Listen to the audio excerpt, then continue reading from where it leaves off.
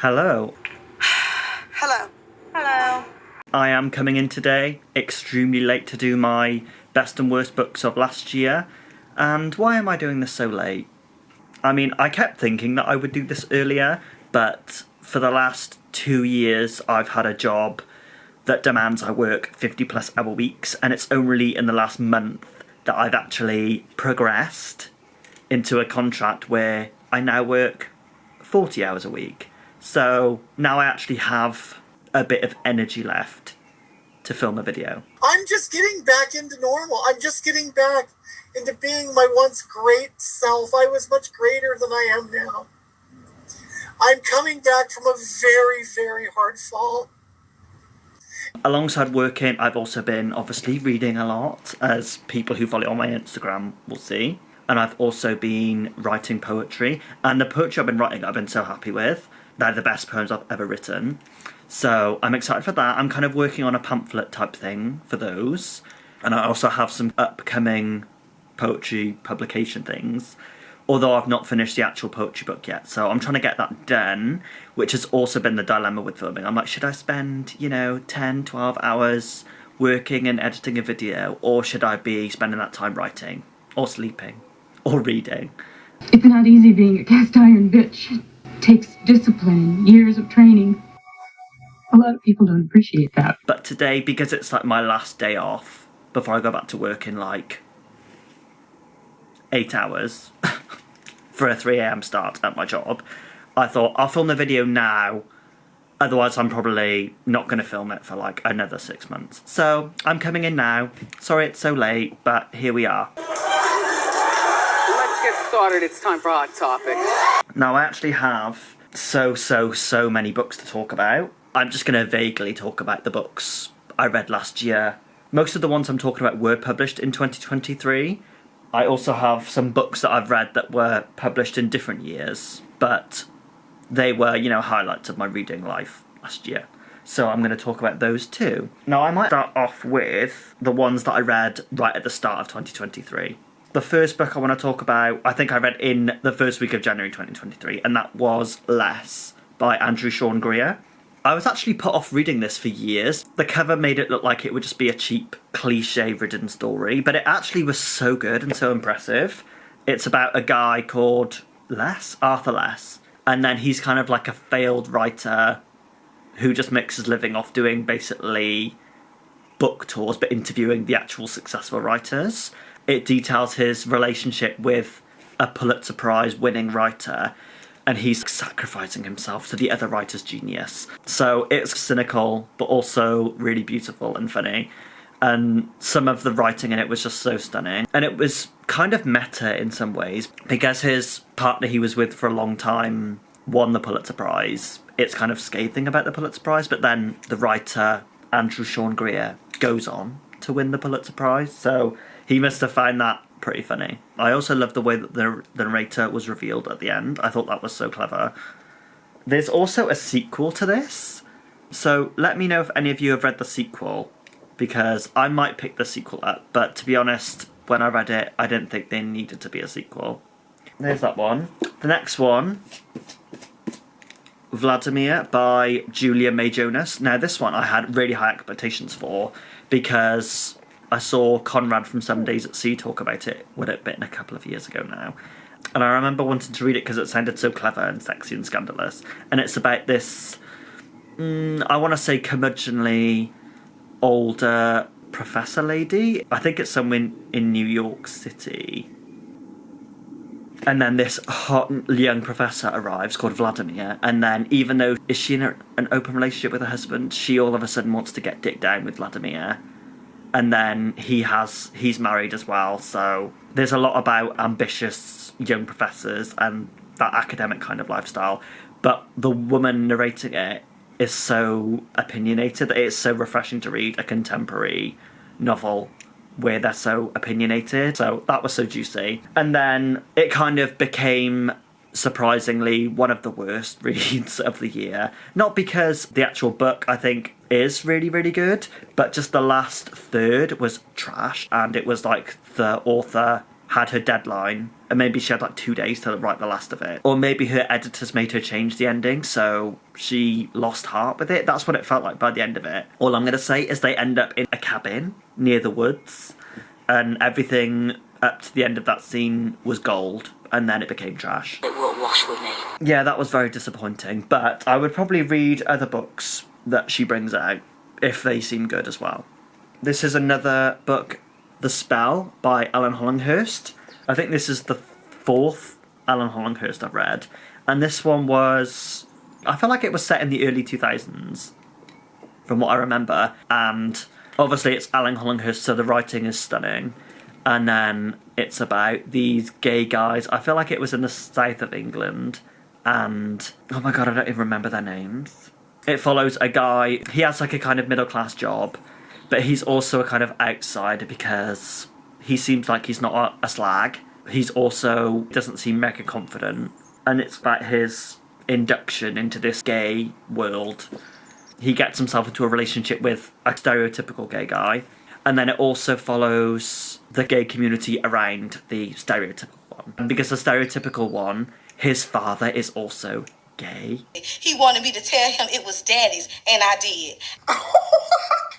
No, you didn't. No, you didn't. No, you know this is juicy. And then his father is also in a relationship with another gay guy. So it follows 4 of them. The way it was set was just so cinematic, and pretty sure it opens with the partner of the gay dad, and he's led in the back garden wearing like nothing but a thong or something like that, and it was just so funny but beautiful. Oh, it was so good. By the end of it, I'm pretty sure the novel was about the disillusionment of the gay lifestyle, but I thought it was so beautifully done, and I can't wait to read my next Alan Hollinghurst. Another one I got to was my first Julian Barnes, The Noise of Time. Also love this cover, and then it has French flaps. And this one is about fascism. Was it set in Russia? I can't remember now.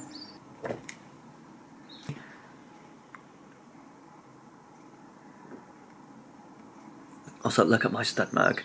Come on, focus. Yeah, my stud mug. So this book is basically about the role of the artist in society, and that's the theme that I always get on with anyway. But the writing was so beautiful, and it was also told in these little short paragraphs, which I liked because it was as if the writing was having to be done in these short bursts, as if it was written under interrogation or something.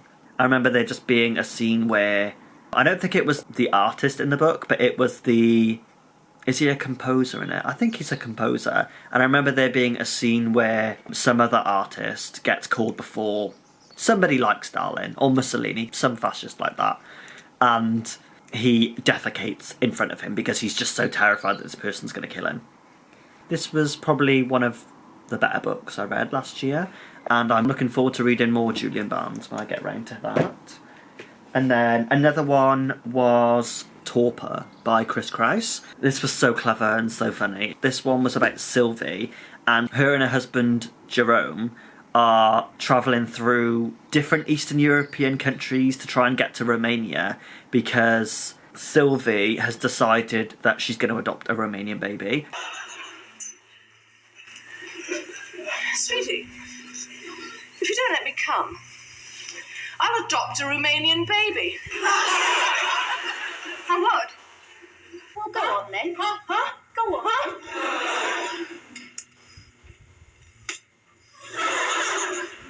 If you've got a second darling, could you adopt me a Romanian baby? Oh, you could? Oh, good. No, just send over a selection, I'll pick one.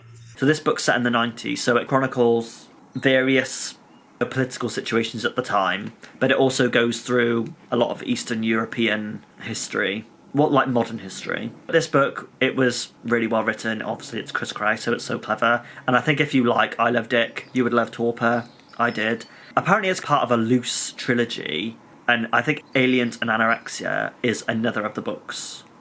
So I might read that, but apparently it's the worst one out of the 3, so I don't know when I'm going to get to that. But if I'm going to read another Chris Kraus book, Aliens and Anorexia is probably going to be my next one. In Torpor, Jerome is a successful academic, and it goes into how he became successful and how actually he isn't that successful compared to how ambitious he is. And Sylvie would be like, there I was writing his essays for him. And I was like, how old are you? Are you 18? Like, you're a grown woman. Why are you doing this for him? So this book is also about Sylvie coming into her own a bit, but it's not as explosive as Isle of Dick is. But I still think it was a really impressive book on its own. So, yeah, I would recommend Torpor.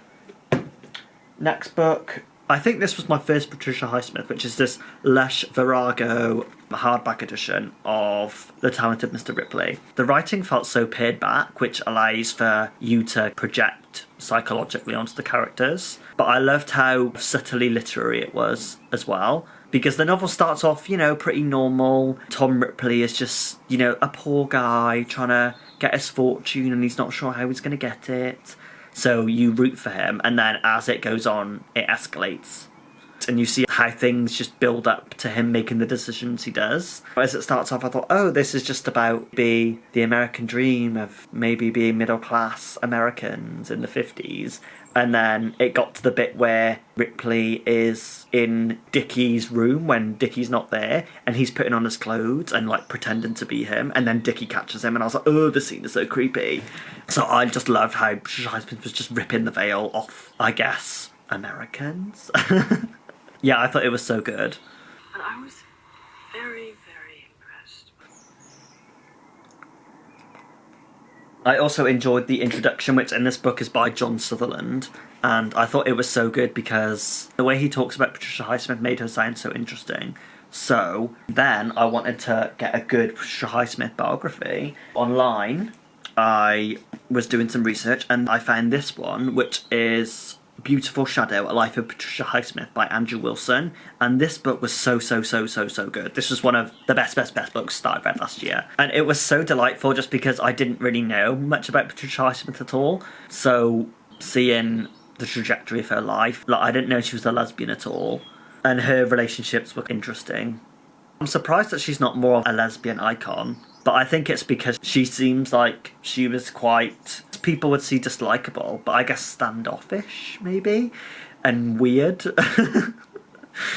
If she'd been a more normal, stereotypical lesbian, then people would have been able to capitalise on that, but she was her own person. But yeah, this biography was so beautifully written. I seem to love reading biographies set around that time of women born in, like, the 1930s, and then it charts their career through, like, the 50s and 60s onwards. For some reason, I just seem to be drawn to reading that period in biographies. I don't know why.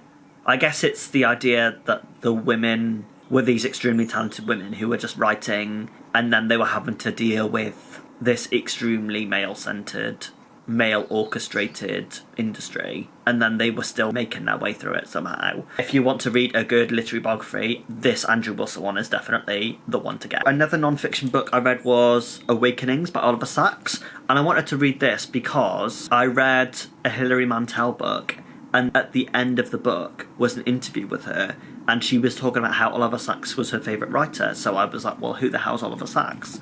Awakenings came up as one of his most successful books. And I also wrote a poem inspired by this book and the film. I did find it really inspiring and fascinating. And this book is about Oliver Sacks and how he was a doctor and how he helped develop this cure for this rare form of Parkinson's that developed after the Spanish flu, like 100 years ago, and how all these people became basically immobile. But every person's case was different, and the book kind of goes into that because it has all these different case studies. But I find it so moving how he was just this one doctor amongst barely any other ones who were interested in these people and interested in helping them. In the book, he basically just gives them loads and loads of dopamine, and it seems to awaken them. And then it charts the course of the treatments that they were on and how all of them reacted differently to it, and whether that was even helpful for them in the end, because some of them were like, I wish you'd never done it to me. It was so intense because some of the people, to start off with, they'd be like, oh my God, I've got my life back. You know, for 40 years I've been immobile and my mum's been having to look after me. And now I have my life back. And then after like 2 months, their symptoms would be coming back. So then the patients would then be like, you're a horrible man for doing this to me. You're the worst thing that ever happened to me. It was very like bipolar in that sense. But it was very moving to see somebody trying to help them, at least. But also by the end of it, I was thinking, how ethical is it to give this to these people without really trialing it? I mean, the families did consent for them, essentially, but the patients couldn't consent to it, really. What was also so good about this book was the writing. The writing was so clear and beautiful and philosophical, which is kind of odd for what I assumed it would be, which would be a kind of cold doctor's sense of writing. But I guess maybe it's the influence of Freudian writing, because I really enjoy Freud's prose. It's that kind of prose style. He also tries to look at the sleeping sickness that the patients suffer with and the treatment of their sickness. He tries to look at it through all these different lenses, and some of his ideas about chaos theory I thought were exceptional. So I would recommend that if you want more sciencey non-fiction book. Because of the case studies, some of them did read like short stories. So yeah, this was definitely one of the better non-fiction books I read. And then I'll talk about one of the lesser non-fiction books I read, which was Reasons to Stay Alive by Matt Haig. And this book chronicles the nervous breakdown that he had when he was, I think, in his early 20s, when he was like somewhere in Ibiza. I really enjoyed the parts of the book that were set over that period, and when he goes back to, is it Newark? And then he's trying to like recover. The book was also spliced with loads of filler, which was just sentimental mental health trash. Horrid! You're the most disgusting thing I have seen in a while. The sort of stuff like choose happy, or oh, you're having a really bad day, why don't you make yourself a cup of tea and have a bath? You call me, because I won't sit here and listen to your lies. Shit like that. I guess it was more just like the title of it makes it out like it's a book that's going to be just life-saving to everybody. I'm going to be honest with you, and this is the truth. When I read the book, I was like, if I was having a nervous breakdown, I don't think this book would save my life. This book would probably push me to the edge, actually. Damn. Which isn't really what I should have come away from the book thinking. What I kind of did appreciate was that Matt Haig also tried to look at reasons why he was suffering with his mental health. Like, he would say that, I think it's the anxiety in the modern age is just all too much. Go into the shop, there's cameras there, horrible. But really, even when I read those, I was like, that's an interesting thought, but it didn't seem like he did any research into that at all. So it was just a kind of, you know, that's just what he thinks. Hang on a minute. Think back 1,000 years ago, you could die from having a cold. If you had children, the likelihood was your children were going to die. That doesn't sound like it would be very good for your mental health. People used to have to survive on their crops, and if they had a bad harvest, then they were fucked. Like, imagine your anxiety if there's a bad harvest. I don't really like this idealising of the past without modernity as being, oh my god, people were so much happier then, because it's not true, is it? But his ideas on what could cause mental health problems in the modern age, I just wanted more of that, and I didn't get it, so... I sentence you to the chair. Oh, Lord. Bitch, you gotta go. Bailiff! Take that out of here. Take that bitch out of here right now. Oh. My camera ran out of memory, so I had to transfer it to my laptop and then come back. One thing I like about reading memoirs is that I can read this person's life and then judge them. I mean, it is their own perception of a time in their life, but I try not to condemn them, but I judge them. And then in this memoir, I was definitely judging him, because there were times when he was horrible to his, I guess, now wife.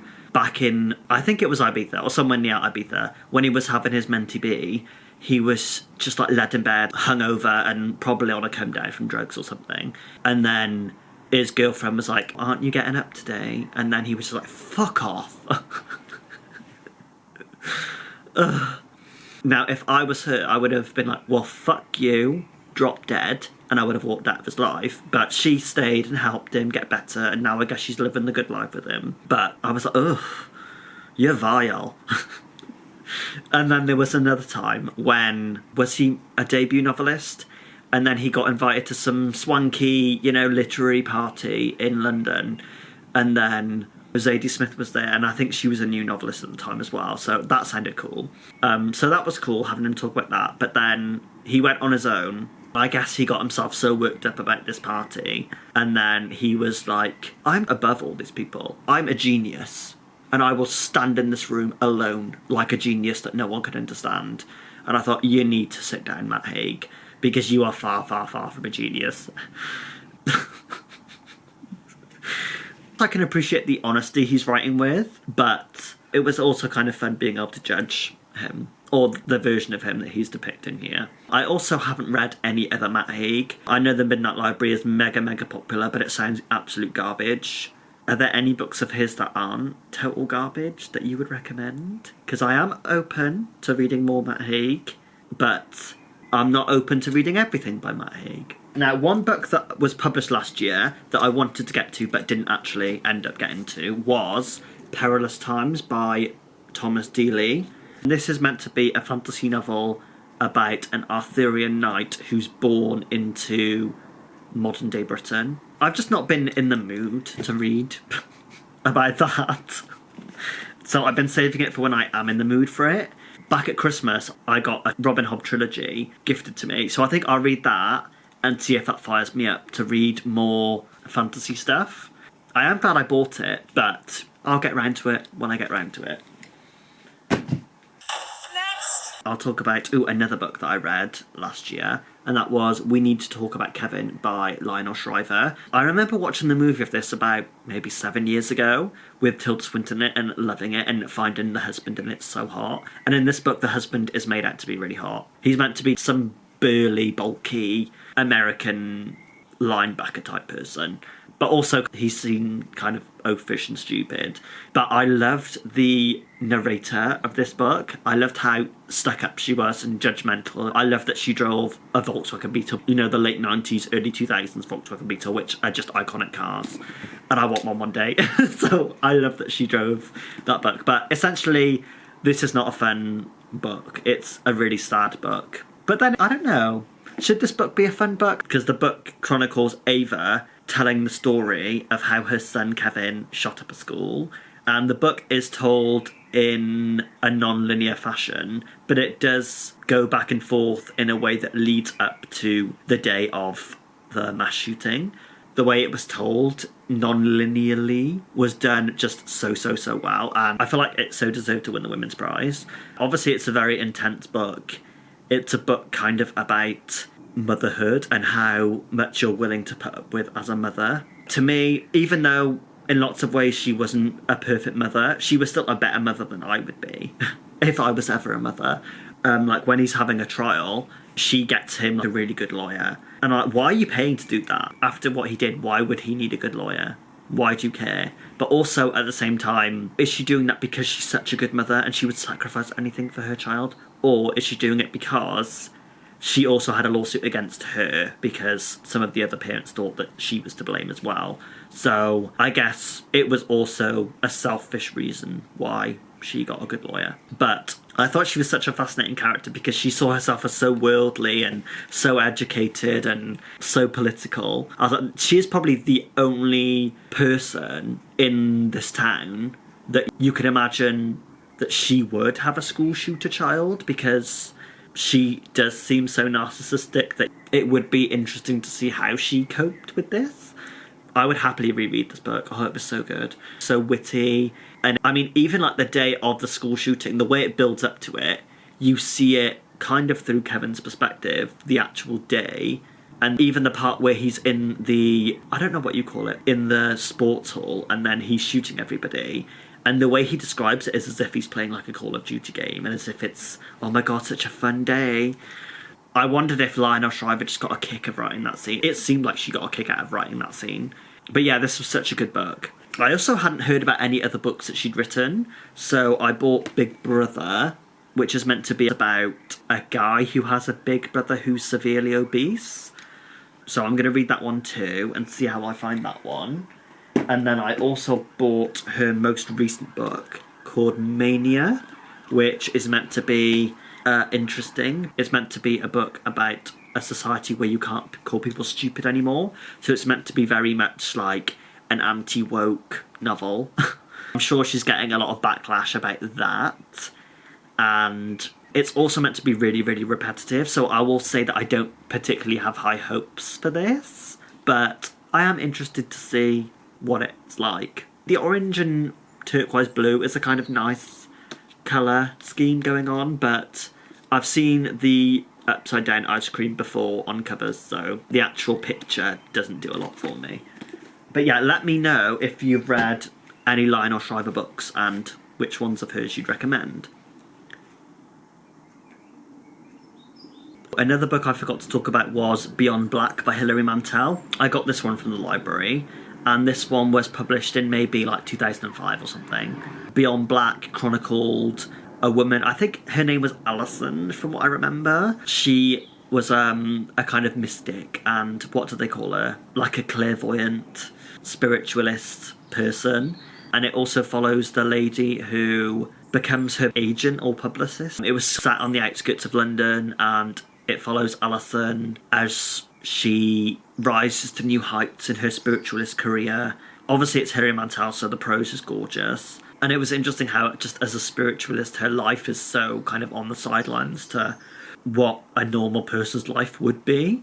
It kind of became a bit dull by the end because it's all like, oh, Alison and her clairvoyant spirit, all too much for her, and it's all taken over her life. The development of that plot became a bit boring by the end of it, but I would still reread it, and it was interesting reading a Hilary Mantel book that wasn't a historical novel. So I would recommend Beyond Black if you want to read some more contemporary Hilary Mantel. I also want to read more of Hilary Mantel's novels, so I'm excited to do that at some point. And now I'm going to talk about Zadie Smith books. And this is the last book I read that I'm going to talk about that wasn't published in 2023, but which I read last year. This one is Swing Time. I love this book so much. I went into this with quite low expectations because, what have I read? I liked NW by Zadie Smith. I liked her short stories, The Grand Union, that was decent. White Teeth was really good. And then On Beauty, I gave up on that one because it just seemed so long-winded and dull. I was like, I'll give Swing Time a go, and I'm so glad I did. So now I might reread NW for the feels. I think I'll read Howard's End by E.M. Forster first because I've not read that one, and I want to be able to pick up on those references.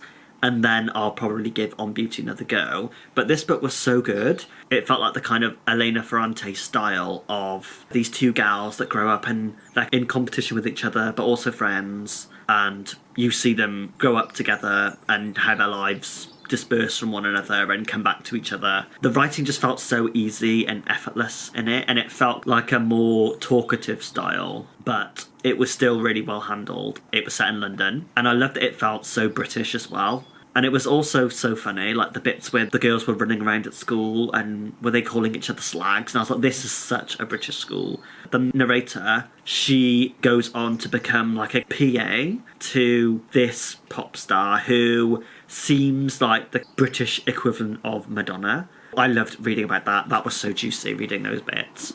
So I loved the behind the veil sense of celebrity and contemporary influence. The pop star figure, she decides that she is going to become like a white saviour and found, I think it's a school for girls in West Africa or something like that.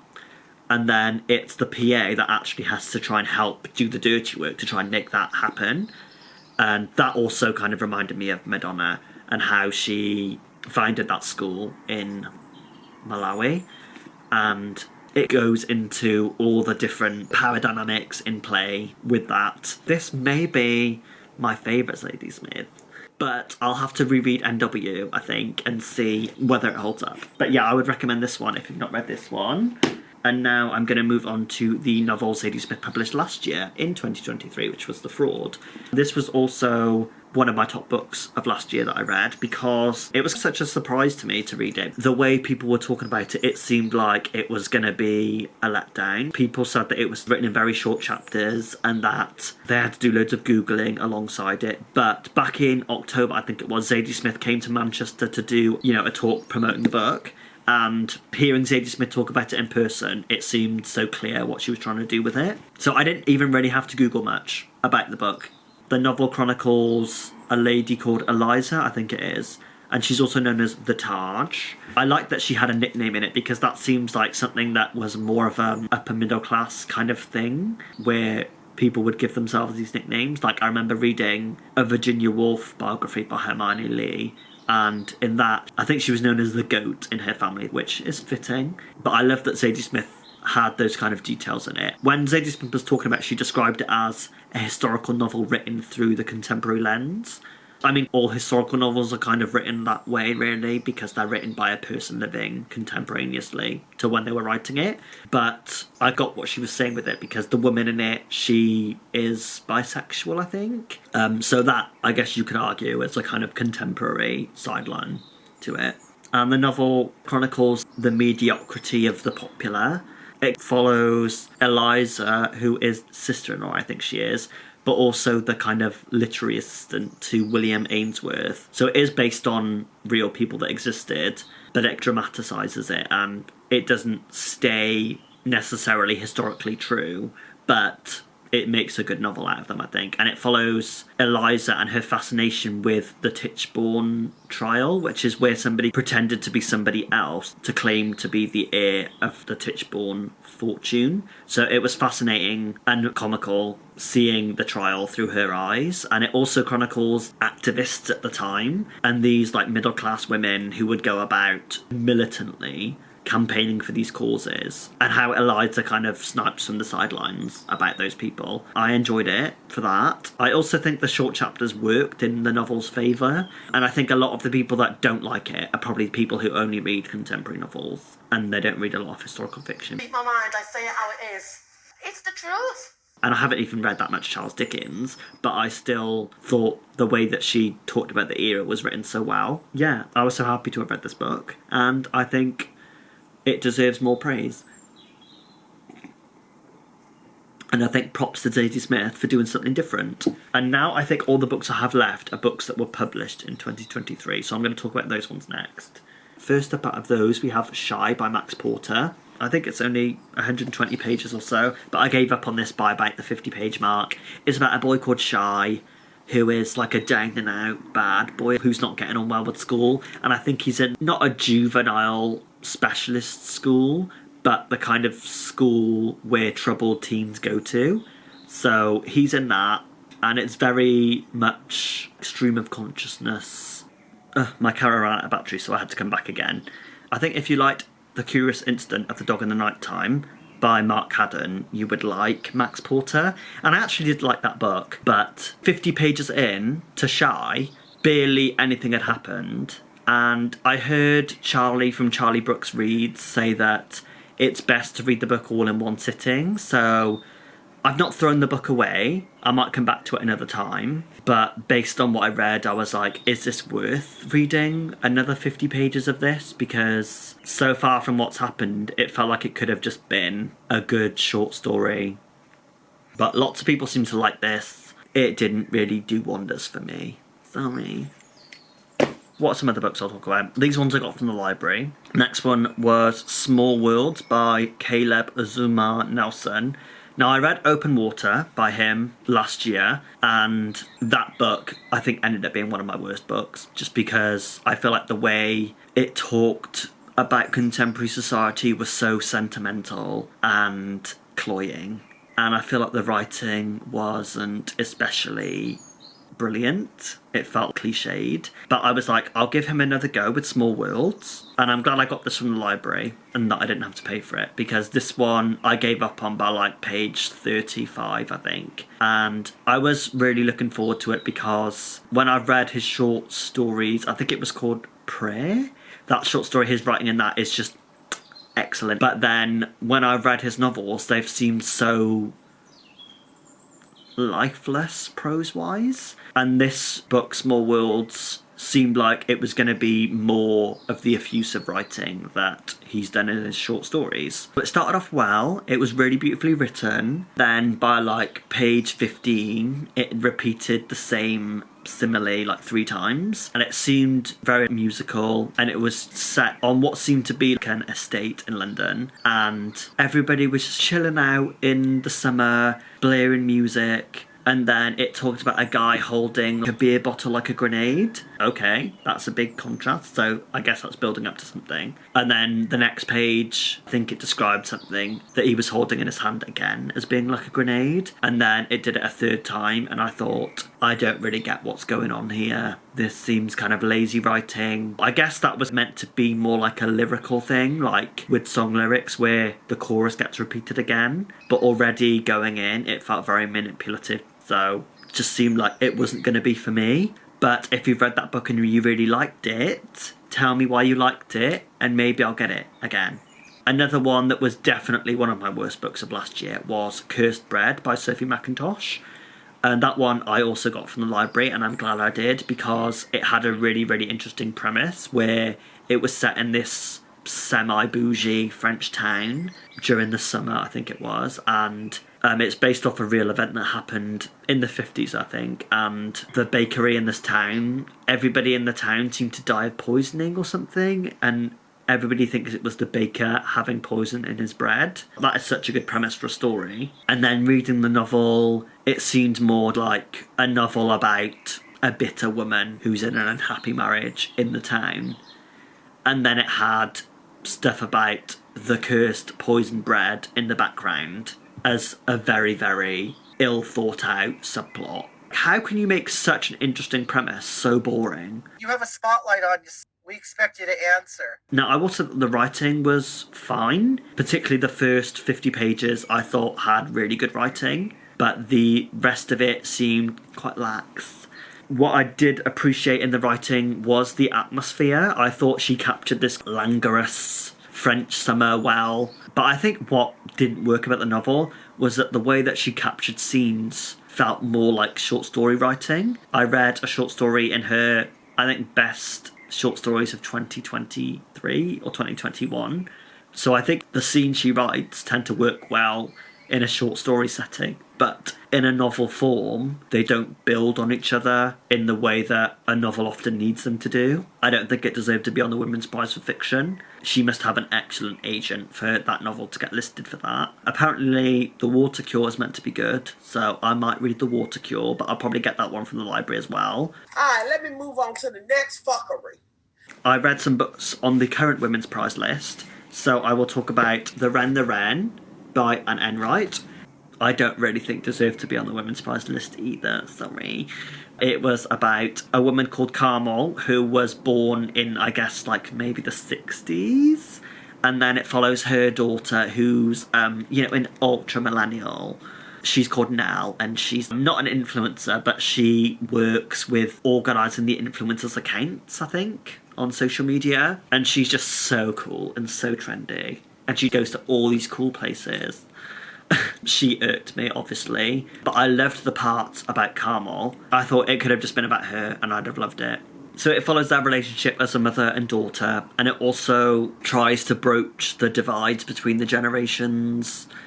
If you're interested in reading about that stuff, you will like this book. For me, I only was really interested in reading about Carmel's narrative. Oh, I've forgotten. It also follows Carmel's father, who was a Paul Muldoon, Seamus Heaney type of Irish poet. So you get slices of what his poems would be, but I know Anne Enright did write those poems, and I thought she actually did a decent job writing that kind of poetry. The novel builds up to him actually getting his own vignette in the novel, and I actually thought his piece was the best bit, which I guess it shouldn't be in a kind of women-centred story.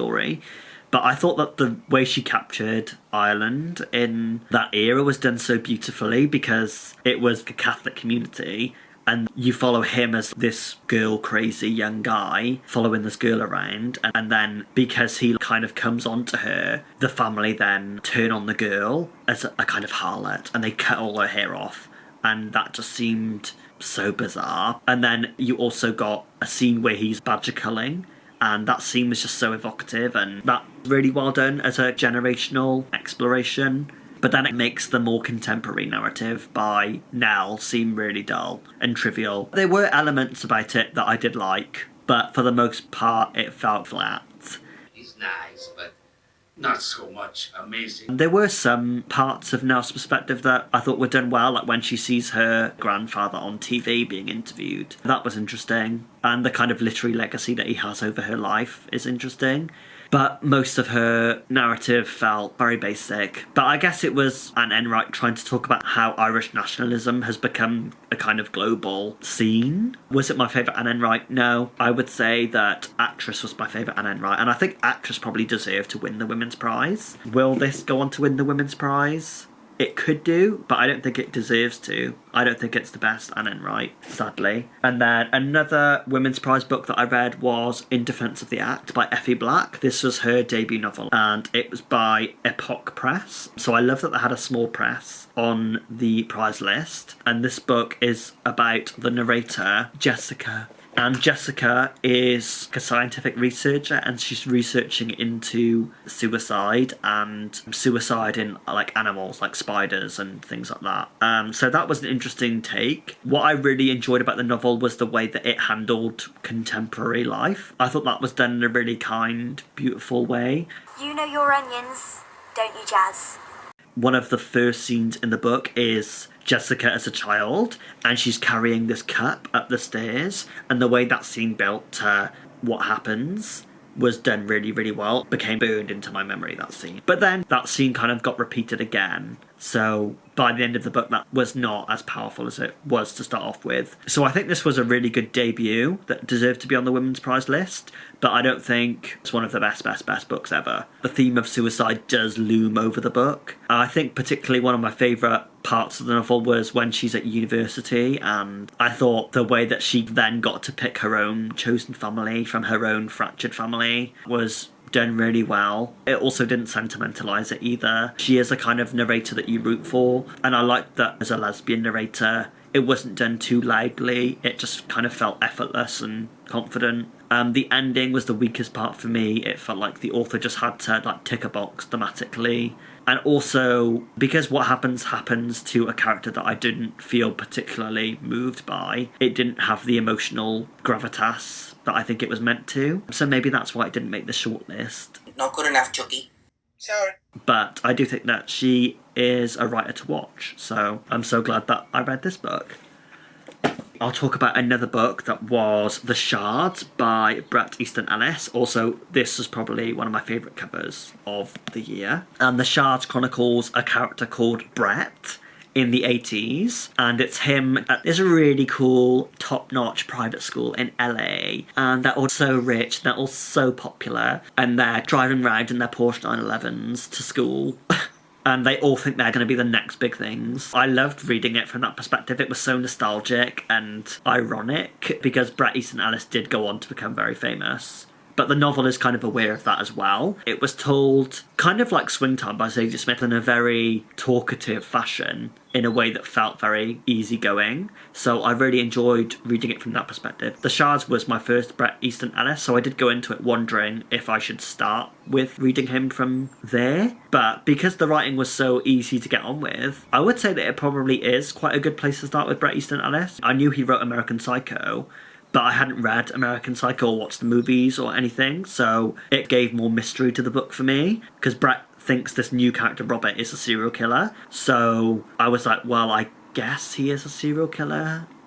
But the novel kind of keeps a mystery to it as well. And it also follows Bret as a bisexual guy in it, seeing how he tomcats about LA, even though he's meant to have a girlfriend. He's fucking these really other hot jock guys. So that had me salivating. But also, because of the whole serial killings going on, the novel has such an edge to it that it is very captivating. And it builds up to a big scene with Bret and Robert, where Bret is confronting him, and it would make such a good movie. They were such an interesting group, because the way that they live their lives through the music and the movies at the time, but also how they see themselves as the apotheosis of their era. It was so well done. And the way Bret Easton Ellis talks about the bisexuality and the gayness going on, I thought that was handled really well. There was a particular scene where, I mean, this is kind of spoiling it, but it's not spoiling the big revelations of the novel. But there's one scene where Bret, because he wants to be like a film writer, and then his girlfriend in it, her dad is something big in the movies, but the father in it is gay. What? That is shocking. So the father he fancies Bret, and then Bret is like, well, if I do something with the father, will that, fast track my career? And then there's one scene where Bret goes to meet the guy in this I don't know what they call it, social club. And then in the social club, they have this kind of bungalow inside. And then Bret goes to meet the father of his girlfriend in the bungalow. And then he's describing this scene where they get off together. And he's like, well, yeah, the guy was kind of like naked under a dressing gown, but he didn't seem faggy at all. And I'm like, this really sounds like the start of a gay porno. Oh, merciful heavens. So because he's only like 16 or 17 in it, the irony between what he thinks being an adult is and what it actually is, that divide leads to a really interesting perspective. Towards the end of the novel, Bret is recounting his career, which is like very, very, very similar to Bret Easton Ellis. So I really enjoyed the tea from that. But also, as a piece of autofiction, it's very, very interesting because I'm guessing Bret Easton Ellis knew he could capitalise on his own fame and his own controversies as an author. So the book is kind of doing that, but I think it does it in such a good way. Yeah, I love this book for that. And then I'll talk about another book, which was The Late Americans by Brandon Taylor. This one follows a group of people and they're at this exclusive writing workshop, and the main guy in it is his name's Seamus, and he refused to write anything for the workshop because he's just so serious. And I loved how seriously all the characters took themselves, and I thought the way it captures writing workshop culture and politics was done really well. Seamus was my favourite character. I loved reading about his perspective. I would happily reread those sections. A lot of it chronicles like contemporary gay politics and relationships. I thought that was handled pretty well, but the ending of the book felt too sentimental to me. They all just got together at a house and they were hugging each other, and no. It won't do. Don't you do this to me. Don't you dare do this to me. That is not a true resolution.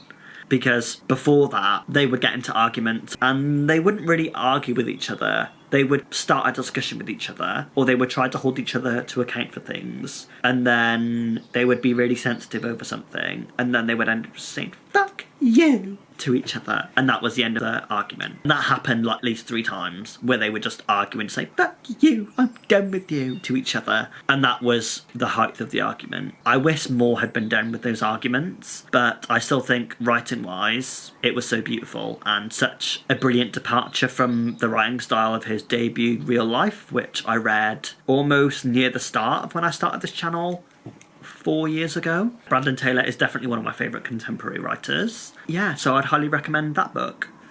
And then I'll move on to another book by Deborah Levy, which was August Blue. I also read Hot Milk, but I can't remember if I've talked about that on this channel. August Blue follows a concert pianist who's just mega famous, mega successful and mega talented, but she's had a nervous breakdown and now she can't perform in public anymore.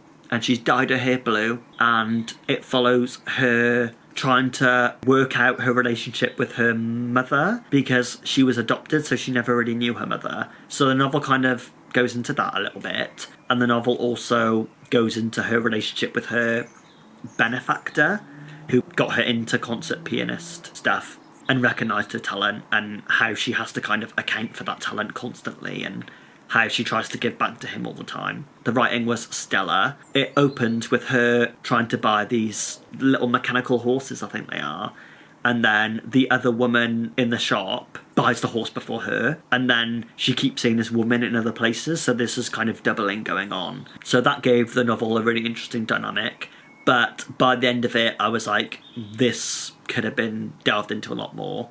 The COVID pandemic also features in this novel. That was handled quite deftly, I thought, with how she's had this breakdown career-wise. I thought that also coincided quite well with how the world was kind of falling apart too. I'm not sure which I prefer, Hot Milk or August Blue. I'd say they're on par with each other, but I'd say Hot Milk is probably slightly more well thought out if you're going to read any Deborah Levy. But also, if you've read other Deborah Levy books, which ones should I read next? Okay. Then next, I'll talk about this novel, which I was drawn to because of the cover of an overturned bus.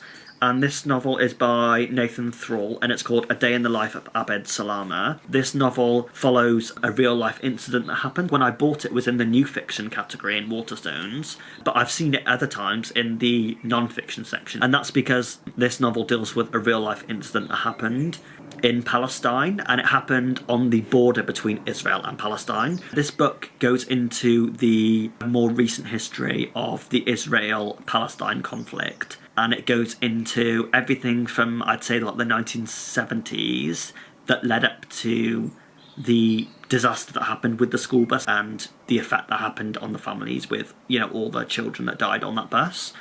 So the book does go into quite graphic detail about, you know, children being burned alive. So if you don't want to read that, that's understandable. It also is a very, very, very sad book that had me crying at lots of points. It is a very emotionally heavy book. The book does like a postmodern thing where there's the traumatic scene and then the rest of the chapters revolve around that scene. So the book leads up to the bus scene where it gets overturned, and I thought it did it so well. It goes into why he ended up marrying the woman that he married, and why his father ended up marrying the woman that he married, and how the Israeli-Palestinian conflict drove them to make their decisions. It goes into the various Palestinian authorities that have cropped up and then been done away with, and how Palestine has never really been able to create a government for itself that can actually do the job it needs to do. There's lots of references to other journals that have chronicled the crisis in Palestine,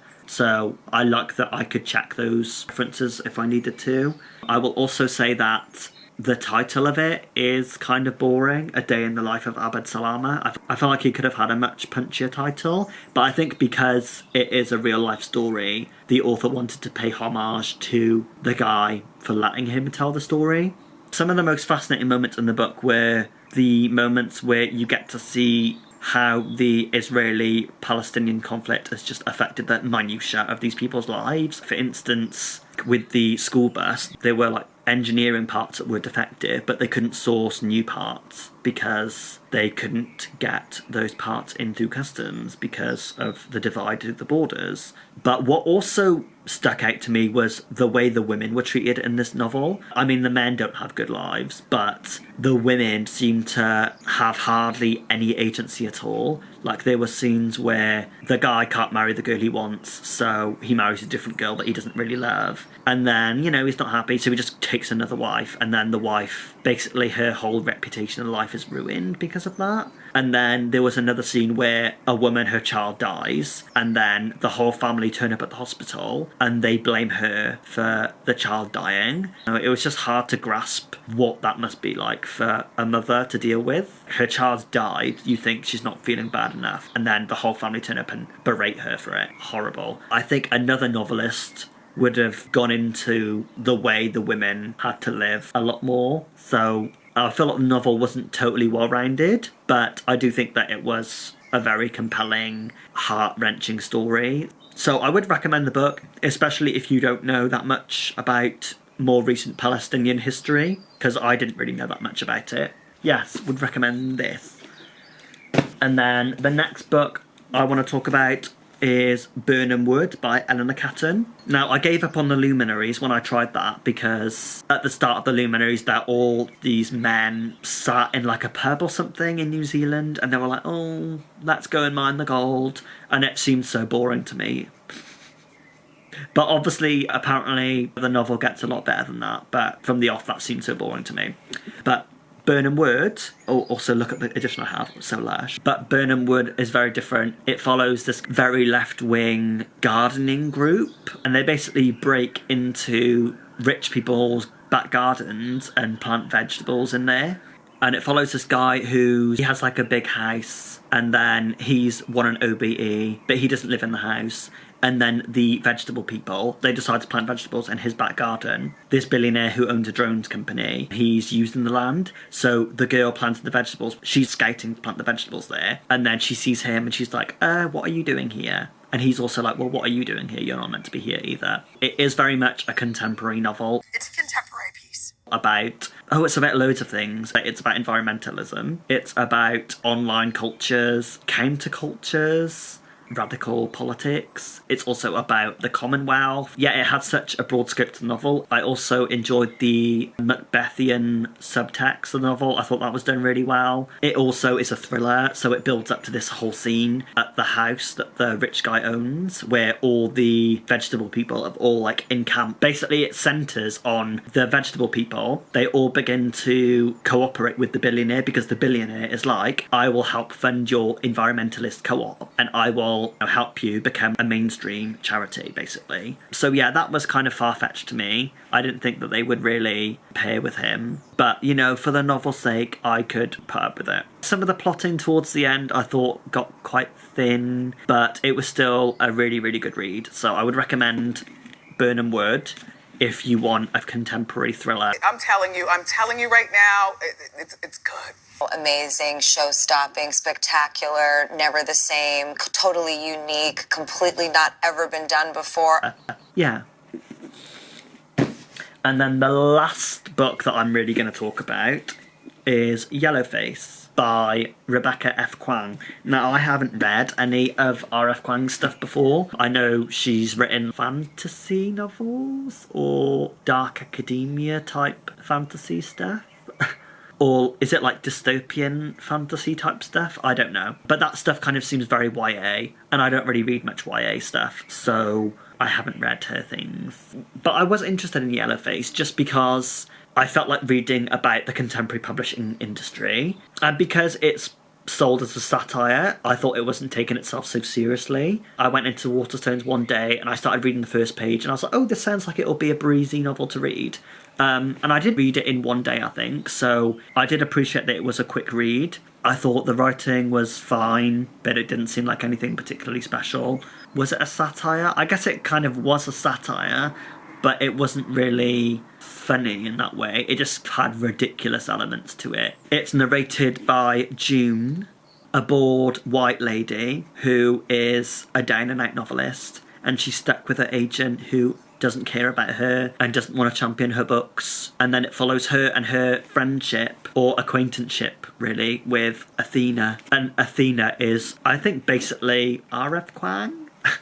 I really enjoyed that kind of playing with the character of her being like R.F. Kuang, from what it seems. Athena, I thought, was such a good character. I really wish we'd got more of Athena, but her choking on a pancake at the start, really. I couldn't believe it. I really could not believe it. Yeah, it kind of has ridiculous elements to it like that. And I think this novel could have been really good if it followed their careers over, say, a 10-year period, and you got to see the long-term effects of how June, as a white novelist, is treated and acts versus how Athena Yu, as an Asian American novelist, acts. So I thought it could have been handled a lot better, but I'm guessing R.F. Kuang had things she wanted to say, so she just said them through this novel, rather than really developing them into a novel. Don't go into this novel thinking that it's going to be this amazing, life-changing book. I would say go into it thinking it's going to be a decent story, a decent read about social justice politics in the Asian American publishing community. And then I think you will enjoy yourself. I didn't really go into it with high expectations, so that is kind of why I enjoyed the book. As a satire on the publishing industry, it didn't really hold much weight. I thought it was more a satire on cowboy publishers. Because in it, Athena dies and then June finds her manuscript and then publishes the book after developing it herself. She gets picked up with a new publisher and a new agent, and then they rebrand her as Juniper Song, and that's why it's called Yellowface, because she takes on this Asian persona. And then when these like Asian American groups invite her to talk about the book, they're like, are you white? A lot of those scenes read more like awkwardly than funny. It was just very cringy to read this narrator in this fashion. I really wish that the novel had taken a much slower pace, because the point of the novel by the end of it was, well, whoever gets to write and whoever gets published is the one who has the power. And because culture is continuously produced, whichever person is currently writing, they're the ones who have the power. So the novel just became repetitive by the end of it. Even though R.F. Kuang does have a point with that, the point became very laboured by the end of it. But it was interesting. I wonder if I'm going to read Babel or the Poppy War trilogy, which one should I read next out of that? Also, I was drawn to the cover. I do think that the cover is kind of iconic. I love how minimalist it is. But I also noticed that the eyes pointing inward towards the spine is something I've seen, because I saw this on Really Good Actually, which is a book that came out in 2023 that also has had a lot of hype around it. And that book, even though I've not read it, that book was one of the worst books of last year for me. What? Let me explain. Because in the Tesco, where I do my groceries sometimes, back behind the tills, they have a bookshelf, which is like a charity donation bookshelf. And one of these, when I was shopping, I saw Really Good Actually on the shelves. So I didn't donate anything. I didn't buy the book. I didn't get the book. I just flipped through it while I was carrying my bags. And it was garbage. I apologize. But not really.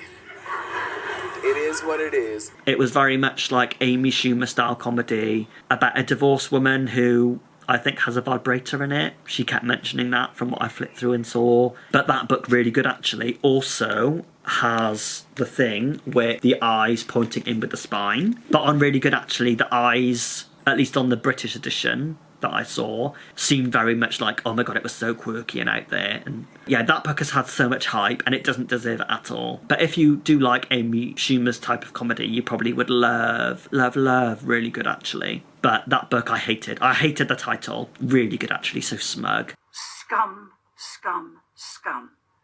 We don't mix with it, we wash it down the sink. So yeah, that book was definitely one of the worst books. But this book wasn't the worst, wasn't the best, it was just middling. But it was a fun story to read about. I would recommend it for those things. Those have been my best and worst books of 2023. Let me know what some of your books were from last year, if you can remember.